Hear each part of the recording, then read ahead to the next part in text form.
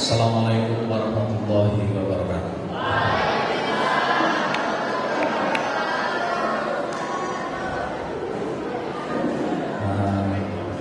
Terima kasih saya sampaikan kepada panitia yang telah mengatur acara ini dengan baik. Kemudian saya mengucapkan terima kasih juga kepada kepala sekolah yang memberikan fasilitas untuk acara ini, dan kawan-kawan alumni semua yang berkesempatan hadir, serta adik-adik sekalian yang berada di depan saya ini.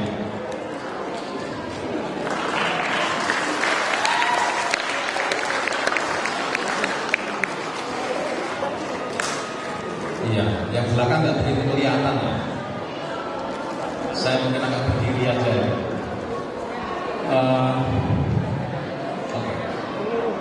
Ya, yang pertama dari tadi kita diskusi mengenai IPA dan IPS. Ya. Yang IPA mana ya?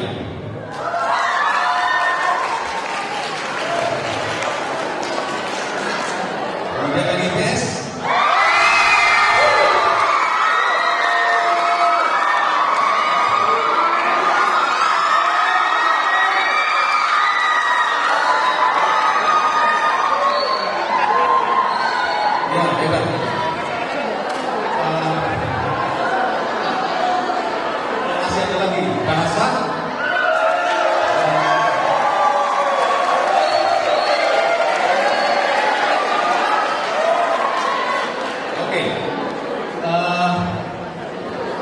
Mungkin saya akan, sebelum materi yang kita sampaikan, saya kebetulan persiapan materi yang mungkin menurut saya cukup bagus buat adik-adik semua.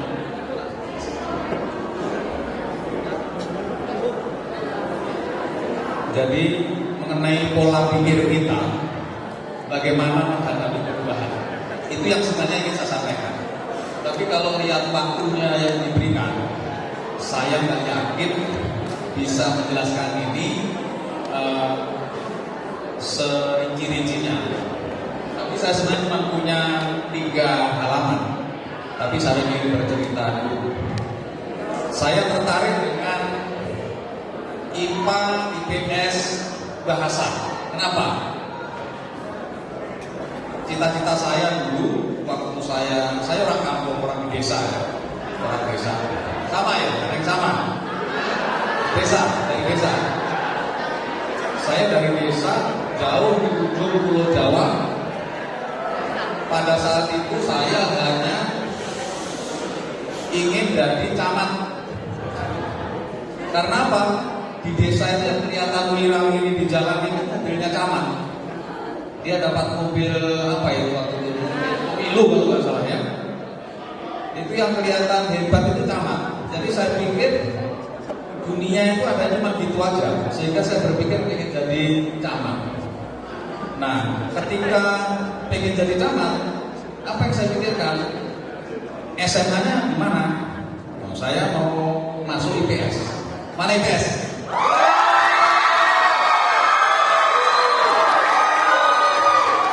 Ya, karena kalau jadi camat itu harus IPS. Kemudian di Malang ini kalau nggak salah ada APBN kan? Akademi Pemerintahan Dalam Negeri.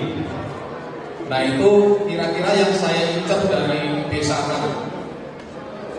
Kemudian saya datang ke Malang ini. Tadinya saya mau masuk SMA 3. Wow. Karena saya ngikutin ayah saya. Jadi ayah saya kalau saya ke SMA 3.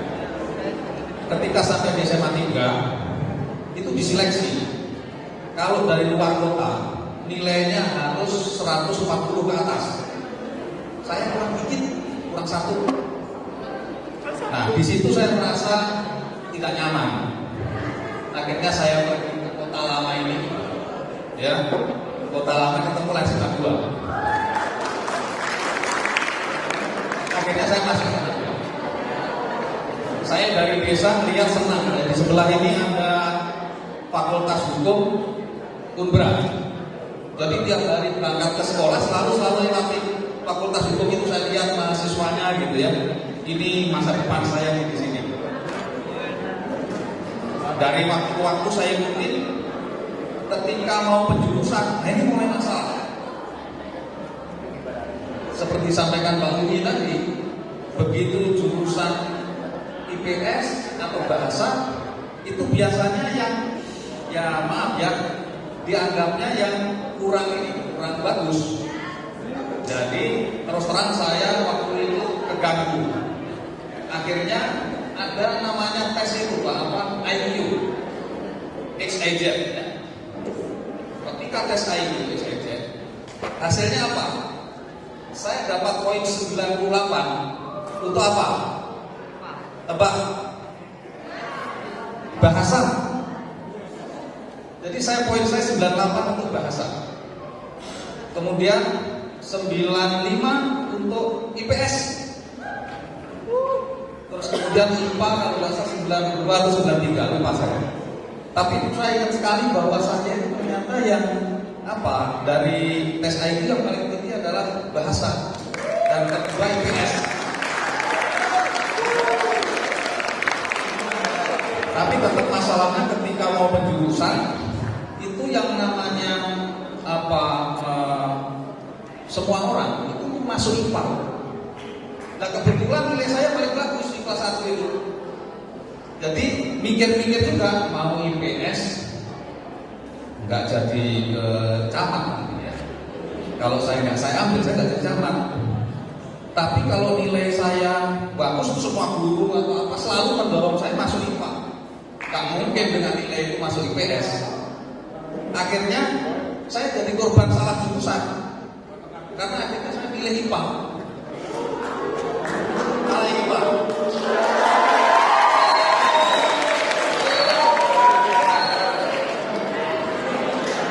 Jadi itu adalah saya termasuk salah satu korban salah jurusan. Nanti kita lihat ya, berapa kali salah jurusan yang harus saya lakukan. Kemudian ketika di IPA, ternyata ketika saya mulai menikmati pelajaran IPA, waktu itu matematika kalau nggak salah ada 4 poin ya, itu benar-benar kalau memberikan motivasi atau nugasin itu belajar itu benar-benar menarik, sehingga makin saya pelajari pelajaran IPA ini semakin menarik ya, mulai matematika, kimia. Ketika kita nikmati ternyata makin menarik ya. Dengar dulu ya, nanti saya ada kasih 3 pertanyaan ya, atau sebaliknya nih, adik-adik bisa kasih 3 pertanyaan ke saya ya, dan saya siapin urusan lagi. Saya ada 3 urusan yang sama, jadi daftarnya nanti ya untuk 3 pertanyaan ya. Jadi tanyanya nanti ya. Kemudian ketika saya di IPA, semakin saya nikmati ternyata saya semakin senang, sehingga ya belajar lebih mudah. Nah ini juga buat teman-teman ya, ada yang mungkin tadinya tidak suka, tapi ketika kita nikmati, kita tekuni, ternyata kita semakin senang. Kemudian ketika saya kelas 2 itu mulai ada kegiatan penggantian pengurus OSIS ya. Pengurus OSIS ketika itu pada tahun sebelumnya itu kebetulan ketua OSIS yang memimpin sebelumnya itu sangat aktif sekali, banyak sekali kegiatan kesenian, kegiatan apa, semua aktif. Tapi sayangnya dari seluruh pengurus OSIS itu kalau nggak salah ada 2 atau 3 saja yang naik kelas, sehingga di sekolah itu jadi suatu masalah pada saat itu. Nah ketika itu terjadi, maka yang akan jadi pengurus OSIS harus punya prestasi belajar yang bagus. Jadi waktu itu ya semacam trauma ya bagi yang kurang, jadi kemudian terhalang bisa menjadi pengurus OSIS. Nah karena ya saya dengan teman-teman yang lain dengan bibit segala macam, sehingga tidak ada halangan jadi ketua OSIS. Akhirnya saya mengajukan diri jadi ketua OSIS, dan kemudian pada saat itu saya menjadi ketua OSIS terpilih. Dan kemudian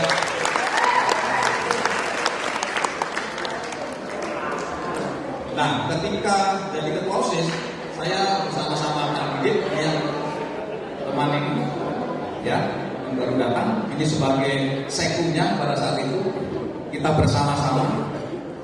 Ternyata jadi ketua OSIS juga kalau ditekuni itu nikmat juga, sama seperti belajar.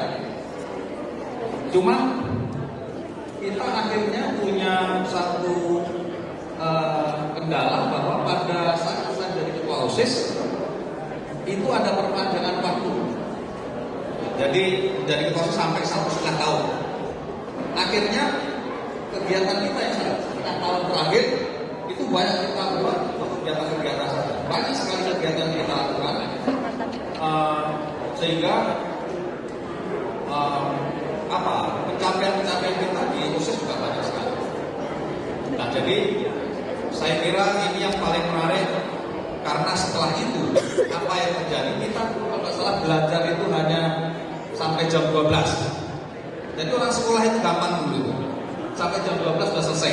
Jadi kita udah pasti bisa pulang. Kalau sekarang kalau nggak salah minimal sampai jam 3. Ya. Gampang. Jam 3 ya. Saya dulu cuma sampai jam 12. Sehingga setelah itu, apa yang kita lakukan? Saya bersama teman-teman. Itu kalau sore, kita adakan bimbel. Dulu nggak ada bimbel-bimbel ini. Yang ada dulu kalau nggak salah HIPIM ya. Pada saat itu mahal sekali. Sehingga kita setiap sore, itu pengurus OSIS itu belajar. Jadi sore belajar beberapa kelas itu ya kita belajar bersama. Akhirnya memang di samping kita melakukan kegiatan, juga prestasi kita terjaga. Nah, kemudian gimana nasibnya cita-cita saya mau jadi camat? Pada saat itu ada tekanan lagi bahwa di SMA 2 itu yang masuk ITB kalau nggak salah itu setiap tahun cuma 1 orang.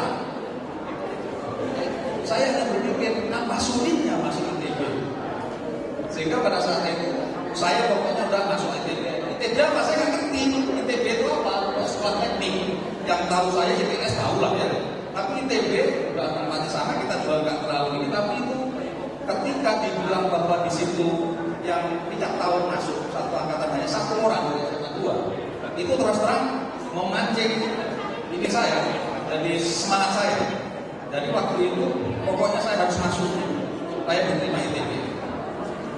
Nah, ketika pendaftaran waktu itu ada tanpa tes ya, jadi ketika tanpa tes saya ikut daftar, ternyata diterima, satu-satunya diterima saya. Ya, banyak yang daftar. Dan ketika saya diterima, saya tertarik juga untuk ikut tes perintis 1 kalau nggak salah, yang langsung tesnya dipakai tes ya. Kemudian kalau nggak salah ketika saya masuk ada 3 orang yang diterima. Ya, jadi mulai dari saya itu sudah mulai 3 orang.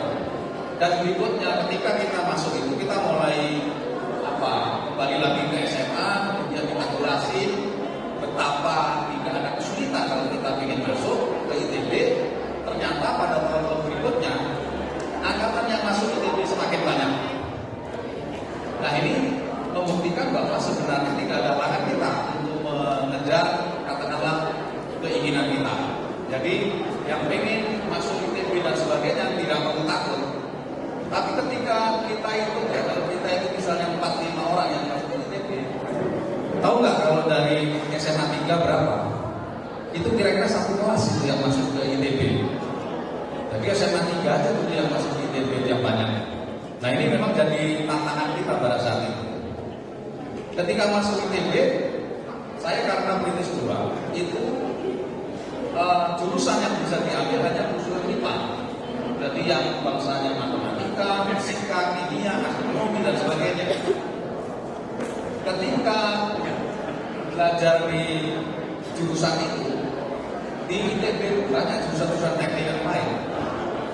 Pada suatu saat saya merasa ada gangguan lagi, hanya hal kecil.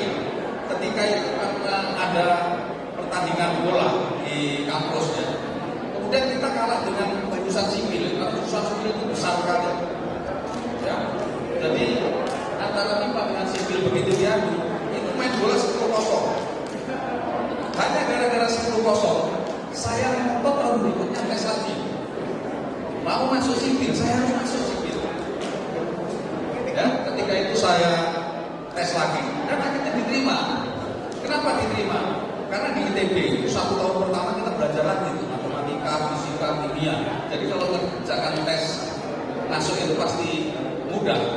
Jadi waktu itu gampang sekali kita masuk. Akhirnya saya masuk sipil kan.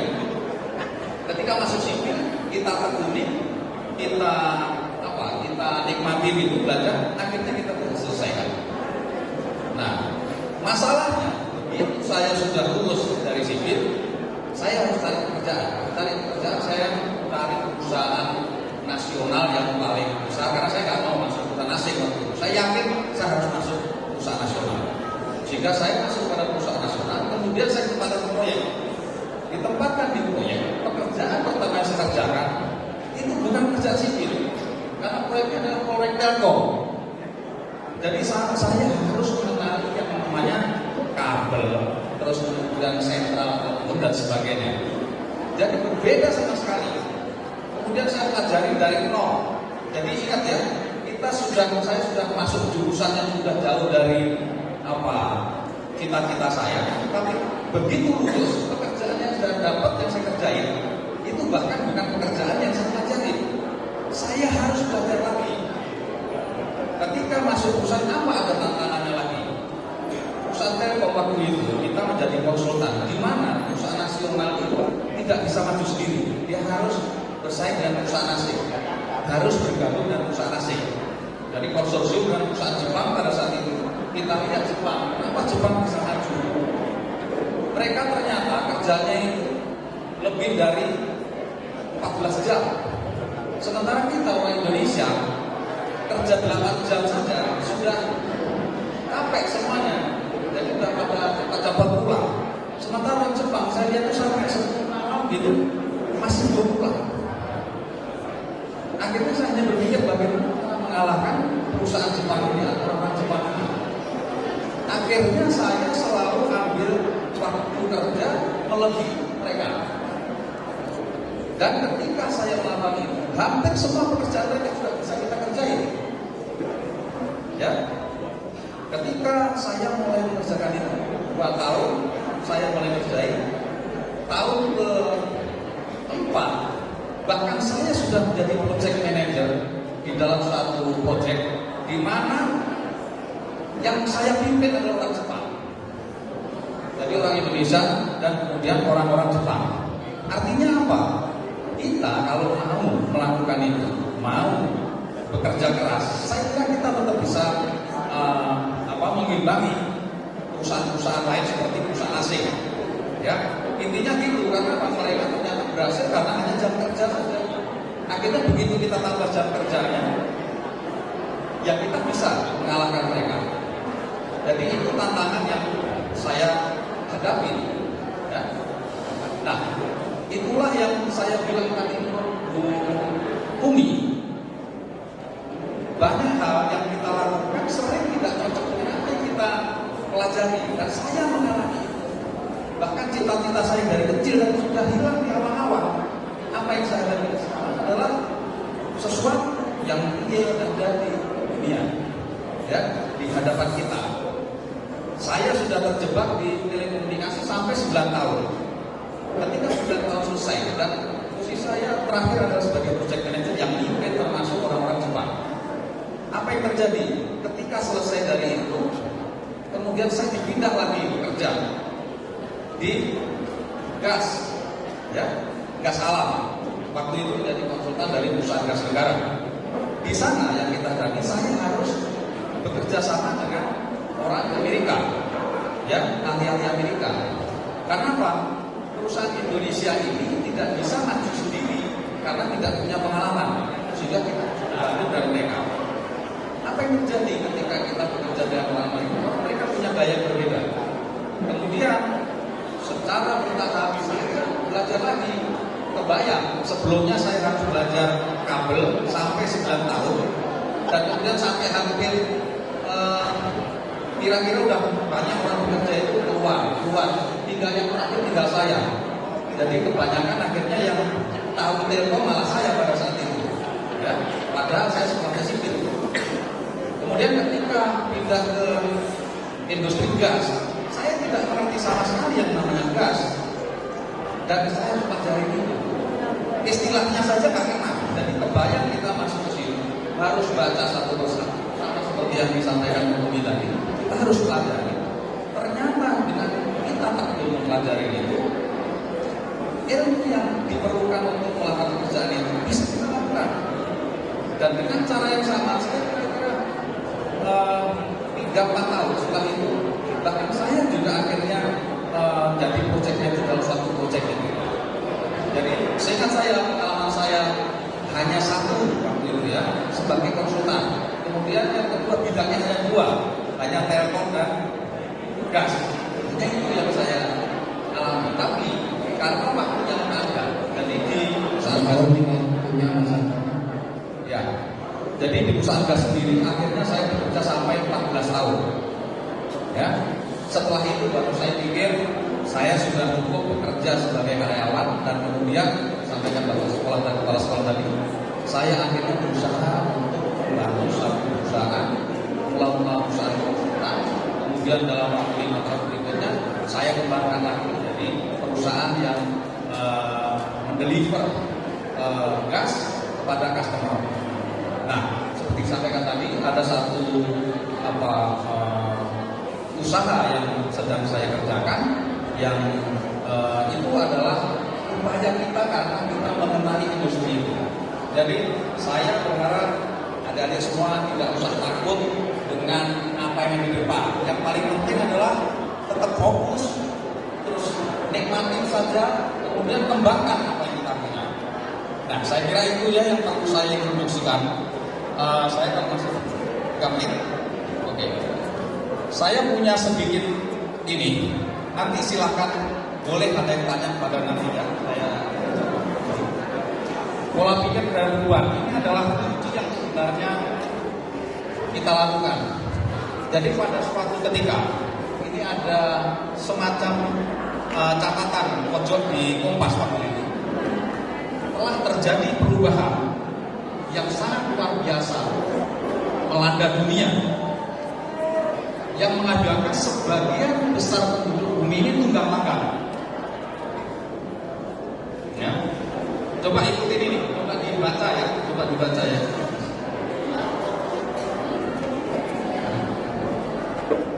Angin perubahan itu juga telah berhembus di Indonesia, yang hanya bisa terengah-engah.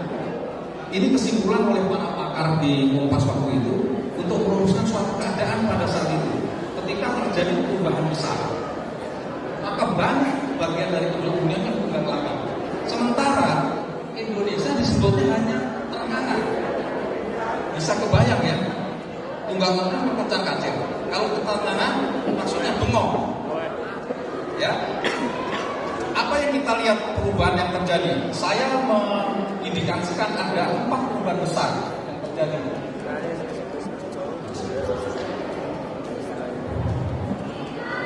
Ya, jadi yang pertama, perubahan yang pertama luar biasa adalah komunikasi. Ketika sekitar tahun 90-an itu kita mau berkomunikasi saja susah. Telepon tidak ada. Di Indonesia itu hanya ada 1 juta sambungan, 1 juta nomor, ya. Kemudian itu pun dibangun selama 4 pelita.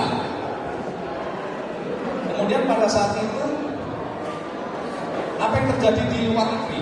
Salah satu referensi waktu itu di Kanada, itu 1 penduduk itu 1 sambungan. Saya kaget gimana kabel ke sana sini ya.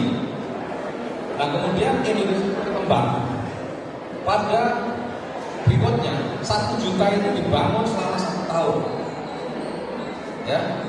Kemudian berikutnya lagi kita membangun 5 juta dalam 1 tahun buat sambungan. Jadi sebelumnya orang bertelepon itu kalau nggak salah di Indonesia itu satu sambungan telepon untuk 100 orang. Jadi waktu kita 135 juta lagunya Umi Rahman, masih ingat? Itu sambungan kita baru 1,5 juta sambungan.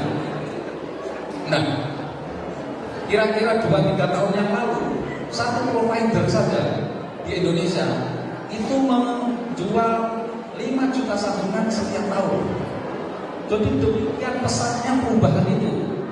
Dan sekarang kalau kita lihat mungkin satu orang bisa 3 atau 4 sambungan. Ada yang pegang 2-3 telepon sekarang. Itu luar biasa sekali. Ini perubahan yang pertama. Jadi akibat dari perubahan pertama ini semua sistem komunikasi kita berubah. Termasuk di rumah bantu aja bisa punya 2 nomor, ya. Yang satu untuk siang, satunya untuk malam.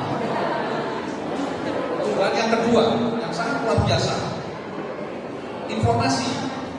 Ketika saya SMA, itu kalau kita mau baca koran, Kompas, itu saya pulang sekolah, pulang malam, jam 6 baru dapat Kompas, baru baca Kompas. Itu Kompas hari ini.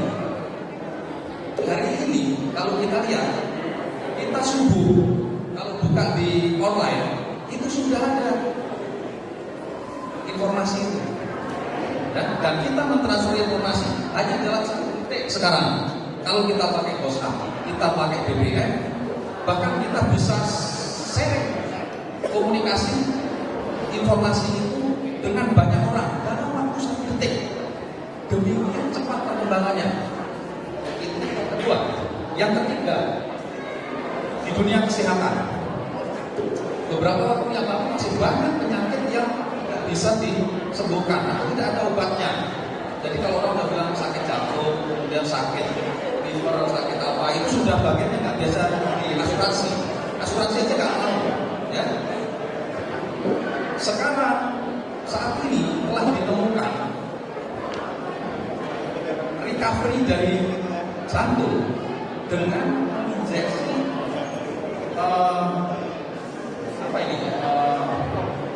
plasenta dari urat itu, ya. Nanti coba dicari, ya.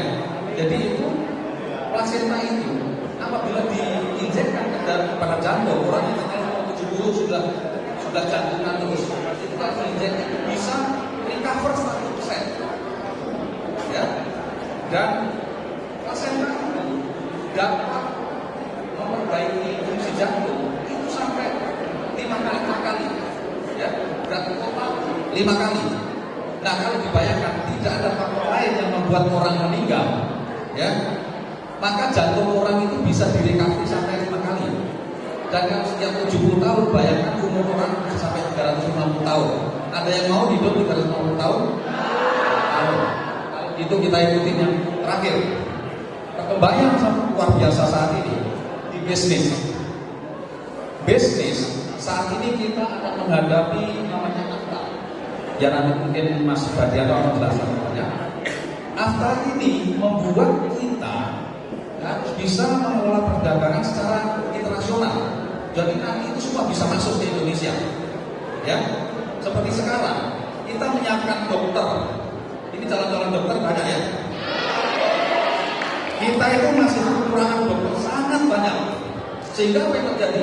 Sekarang banyak sekali dokter-dokter dari luar negeri masuk ke Indonesia. Sama orang Indonesia dilawan sih, ya kan? Jangan dikasih izin. Tapi kalau nggak dikasih izin, cuma dokter kita kurang. Ya, ini yang kita udah mulai merasakan sekarang. Belum lagi tenaga-tenaga insinyur, tenaga-tenaga ahli yang lain. Itu bakal bebas masuk ke Indonesia.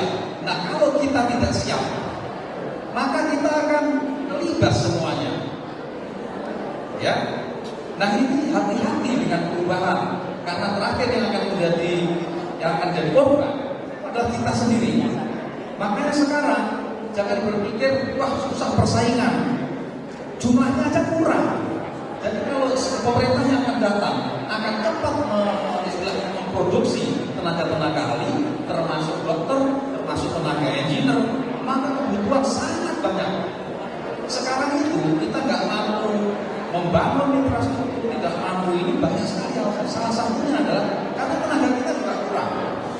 Ya, jadi buat adik-adik semua, menurut saya semua harus mempersiapkan diri, ya, memilih jurusan baik kedokteran, engineering maupun hukum dan sebagainya yang harus siap dalam waktu ke depan. Mungkin dalam 5 tahun ke depan kebutuhannya akan sangat luar biasa. Ya, ketika pembangunan akan berjalan, ketika berbagai masalah perdagangan masuk dengan AFTA, ya, maka dari ASEAN semua bisa masuk ke Indonesia. Bagaimana kita menghadapi? Mau bersaing dengan dokter-dokter dari Malaysia atau dari India atau dari Cina? Sekarang sudah mulai banyak yang masuk. Kalau kita tidak siap, maka kita akan ketinggalan. Presentasi yang terakhir, ini bagaimana kita merespon, ya? Kita lihat ciri-ciri kita bagaimana kita merespon ini. Ya, tadi yang ternganga, ya, ternganga itu artinya kalau kita tiba-tiba ada satu perubahan, maka kita hanya bengong aja, gitu kan?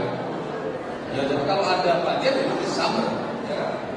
Terus kalau ada tenaga asing pada masuk, ya kita udah ketinggalan, posisi-posisi sudah dimasukin mereka, kita tinggal bengong saja. Nah, itu tingkatan yang paling berat buat kita. Kalau sampai kita akibat suatu perubahan yang luar biasa, kemudian kita hanya terengah, maka kebayang aja kita nggak kebagian apa-apa.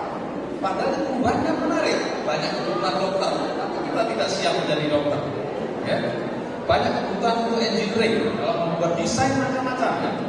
Seperti yang jelas sekarang saya misalnya di industri gas, saya harus bersaing dengan perusahaan-perusahaan asing yang punya pengalaman lebih, tapi saya harus mendahului itu. Ya, semua orang kita libatkan untuk itu. Kemudian yang tahap yang kedua, itu adalah yang tunggang langgang. Tunggang langgang ini sudah kita tahu. Contohnya ya, kalau ada banjir, tahu nih, kalau banjir lewat, kita pasti kebanjiran. Nah, tapi ketika banjir itu juga kontak-kontak. Kenapa? Karena tidak siap, tidak nyiapin ban karet, ya, tidak nyiapin alat untuk pengaman, bahkan bendungan juga nggak ada, cara menyalurkan itu nggak ada. Jadi begitu banjir datang, panik juga kita. Kalau kita masuk pada level yang tunggang langgang, ya kebayang, pasti kita keseret kemana-mana. Ketika tsunami datang, maka habis kita, tinggal satu orang yang nyangkut di pohon. Kalau di Jepang, itu hampir setiap saat kita bisa latihan lupa. Kita bisa latihan macam-macam. Jadi setiap orang sudah dilatih menghadapi kesulitan itu. Nah, ini tingkat tunggang langgang. Tingkatnya lebih baik apa? Nah, dengan ilmu, dengan pengalaman, dengan kemauan, kita bisa mengantisipasi. Contohnya tadi, kalau banjir misalnya, kalau banjir apa? Jakarta itu mau dibuat gorong besar, ya, tunnel besar. Di mana pada saat hari-hari biasa, tunnel itu bikin jalan raya. Dari bis bisa lewat, mobil bisa lewat. Tapi ketika banjir datang, ditutup, tidak dipakai transportasi. Ngalirkan banjir, air yang tertampung di sana bisa diolah dan seterusnya, ya kan?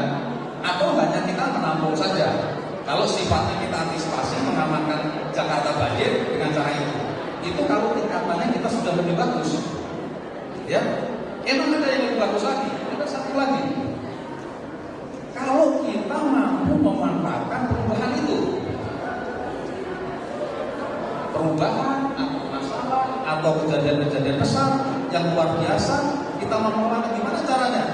Kita saat itu sudah berpikir, katakanlah kalau nanti tsunami, apa yang kita siapkan?